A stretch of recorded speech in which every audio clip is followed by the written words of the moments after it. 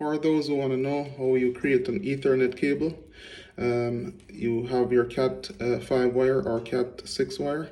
You start with orange and white, orange, green and white, blue, blue and white, green, brown and white, and then brown. Yeah.